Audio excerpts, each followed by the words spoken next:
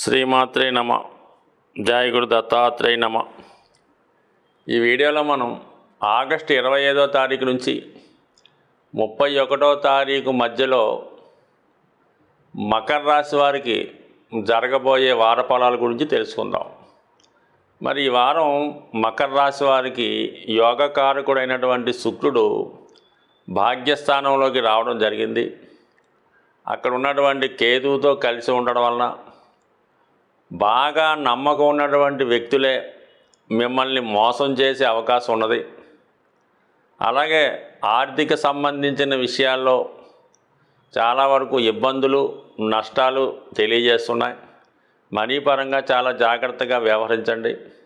అయితే ఆధ్యాత్మిక రంగంలో ఉన్న వాళ్ళకి చాలా వరకు పుణ్యక్షేత్రాలు దర్శించడం, అలాగే మీరు చాలా కాలంగా దర్శిద్దాం అనుకున్నటువంటి దూర ప్రాంతంలో ఉన్నటువంటి ఒక ఆధ్యాత్మిక కేంద్రాన్ని దర్శించుకుంటారు.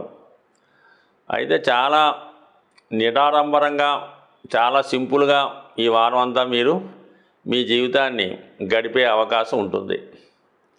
ఇక బుధుని యొక్క స్థితి మీరు అదనపు ఆదాయం కొరకు చేసే ప్రయత్నాలు చాలా వరకు ఫలించే అవకాశం ఉంది.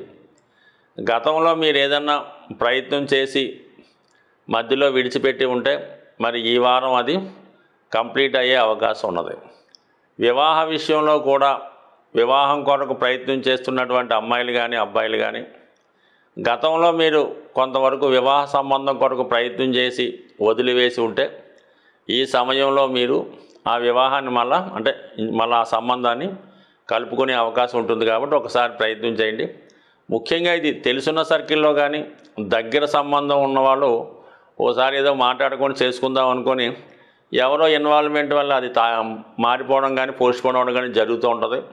అటువంటి దగ్గర సంబంధం ఏమైనా ఉంటే ఖచ్చితంగా ఈ సమయంలో ప్రయత్నం చేస్తే వివాహ విషయంలో ఒక అగ్రిమెంట్ కానీ నిశ్చితార్థం కానీ జరిగే సూచనలు ఉన్నాయి.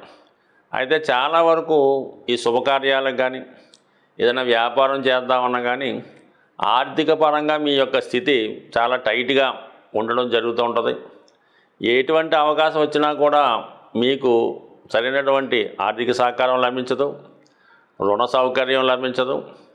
మరి మీ కుటుంబ సభ్యులు కూడా దానికి సంపూర్ణంగా మీకు సహకరించకపోవడం వల్ల చాలా వరకు వచ్చిన అవకాశాలు పోగొట్టుకోవడం జరుగుతూ ఉంటుంది. అలాగని ఈ సమయంలో మీరు ఎవరన్నా పార్ట్నర్స్ను ఇంకొకరిని ఆశ్రయిస్తే వాళ్ళు లాభపడతారు తప్ప మీకు పెద్దగా వచ్చేదేం లేదు. కాబట్టి సాధ్యమైనంత వరకు మీరు మనీ సర్దుబాటు చేసుకున్న తర్వాతే ఏదన్నా కొత్త ప్రయత్నం చేసే ప్రయత్నం చేయండి. వివాహ విషయంలో కూడా చాలా వరకు మీ కుటుంబ ఆర్థిక పరిస్థితి వల్ల వివాహాలు లాంటివి వాయిదా పడే అవకాశాలు కూడా ఉన్నాయి. చాలా వరకు ఈ అవకాశాన్ని కూడా గమనించడం మంచిది. ఎందుకంటే రావాల్సినటువంటి ధనం సకాలంలో రాకపోవడం కానీ ఏదో విధంగా డెడ్ అయిపోవడం కానీ జరిగే అవకాశం ఉంది. కాబట్టి సాధ్యమైనంత వరకు ఈ విషయంలో మరి కొంతవరకు వేచి చూసే ధోరణి ప్రయత్నం చేయండి. అలాగే మీ చుట్టూ ఉన్నవాళ్ళు, మీరు శ్రేయోభిలాషులు అనుకున్న వాళ్ళు, మీ బంధుమిత్రులు లాంటి వాళ్ళే మీ అభివృద్ధికి ఆటంకంగా ఉన్నారనే నిర్ణయానికి రండి. ఎందుకంటే వాళ్ళు ఏదో రంగా మీకు వివాహం జరగకుండానో ఏదైనా ఉద్యోగం రాకుండానో ఇబ్బంది పెడతా ఉంటారు. పైవెచ్చు మీ అసమర్థతని వాళ్ళు వేలెత్తి చూపడం వల్ల మీరు ధైర్యాన్ని కోల్పోవడం కూడా జరుగుతుంటుంది. కాబట్టి మరి ఈ సమయంలో కొంత ధైర్యంగా కూడా వ్యవహరించవలసి ఉంది. అంటే పంచమ స్థానంలో ఉన్నటువంటి గురు కుజుల కలయిక చాలా వరకు మీలో పోటీతత్వాన్ని నిలబెట్టినప్పుడు కూడా సరైనటువంటి బ్యాక్గ్రౌండ్ లేకపోవడం వల్ల మీకు వచ్చిన అవకాశాలు మిస్ అవుతున్నాయి. మరి రవి అష్టమ స్థానంలో ఉండడం వల్ల ఏంటంటే సొంత వారితోనే విరోధం విమర్శలు ఎదుర్కొనే అవకాశం ఉంది. ఈ సమయంలో ఖచ్చితంగా మీరు మీ మనోనిబ్బరాన్ని పెంచుకోవడం, అలాగే ఏదన్నా మీ ఇష్టదైవాన్ని చాలా గట్టిగా బలంగా నమ్మడం వల్ల మరి మీకు మీ బంధువుల సహకారంతో మీ వ్యక్తిగత సామర్థ్యంతో అనుకున్న గోల్ రీచ్ అయ్యే అవకాశం ఉంది. ముఖ్యంగా ఈ వారంలో శుక్రగ్రహం నీచపడి ఉండడం, కేతువుతో కలిసి ఉండడం వల్ల ఇంచుమించుగా ప్రతి ఒక్కరికి కూడా ఆర్థికపరమైనటువంటి సమస్యలు ఎక్కువగా ఉంటాయి. అలాగే స్త్రీలకి అనారోగ్యపరమైన సమస్యలు ఎక్కువగా ఉండే అవకాశం ఉంది. కాబట్టి సాధ్యమైనంత వరకు ఈ వారం ప్రతి ఒక్కరూ కూడా శుక్రవారం కానీ మంగళవారం కానీ వీలైతే ప్రతిరోజు కూడా ఏదైనా అమ్మవారి ఆలయం దర్శించి లక్ష్మీ అష్టోత్తరం కానీ కనకదార స్తోత్రం కానీ పారాయణ చేసుకోవడం మంచిది. స్త్రీలు లాంటి వాళ్ళంటే ఇంట్లోనే లలితా సహస్రనామం లాంటి పారాయణ చేసుకోవడం వల్ల, ముఖ్యంగా విఘ్నేశ్వరుని యొక్క పూజతో ప్రారంభించి అమ్మవారిని పూజ చేసుకుంటే అటు కేతు శుక్రగ్రహాల కలయిక నుంచి బయటపడే అవకాశం ఉంటుంది. ఇక్కడ శాస్త్రాల ప్రకారం చాలా అనుభవపూర్వకంగా ఆర్థిక సమస్యలతో చాలా ఇబ్బంది పడుతున్న వాళ్ళు మరి దాని నుంచి బయటపడే ప్రయత్నంలో మంగళవారం రోజు హనుమాన్ ఆలయంలో అభిషేకం అని చేస్తూ ఉంటారంటే ఏదైనా ఒక సెంటెడ్ ఆయిల్ ఉంటుంది, అంటే సంపంగి నూనె కానీ చామంతి నూనె కానీ కొన్ని తైలాలు రేర్గా దొరుకుతుంటాయి.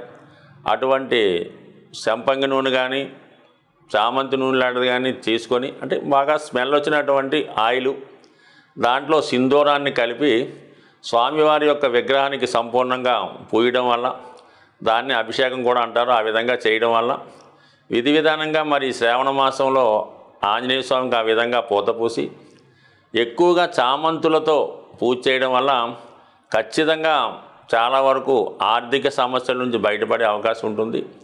అదేవిధంగా మరి ఈ వారం చివరిలో వస్తున్నటువంటి శని త్రయోదశి, ఆ రోజు విధి విధానంగా కేవలం ఏలినాటి శని అష్టమ శని అనే కాకుండా ప్రతిరోజు కూడా ప్రతి వ్యక్తి మీద ఏదో విధంగా శని ప్రభావం ఉంటుంది. కాబట్టి మరి ఈ శని త్రయోదశి రోజు ప్రతి ఒక్కరూ కూడా విధి విధానంగా శివాలయంలో ఉన్నటువంటి నవగ్రహాల్లో శని భగవానుడికి తైలాభిషేకం జరిపించుకోవడం, దాని తర్వాత శివాలయంలో విధి విధానంగా శివుడికి అభిషేకం చేసుకొని ఎక్కువగా ఆ రోజంతా కూడా చాలా నియమంగా ఉండడం వల్ల శివుని యొక్క అనుగ్రహానికి పాత్రులై శని భగవాను యొక్క పరీక్షల నుంచి బయటపడే అవకాశం ఉంది. కాబట్టి ఖచ్చితంగా ఈ వారం ప్రతి ఒక్కరూ కూడా ఈ అవకాశాన్ని ఉపయోగించుకోవడం, అలాగే మరి అమ్మవారి అనుగ్రహానికి కూడా పాత్రలు అవ్వడం వల్ల ఈ వారం ఏర్పడే ఆర్థిక సమస్యల నుంచి బయటపడే అవకాశం ఉంటుంది. స్వస్తి.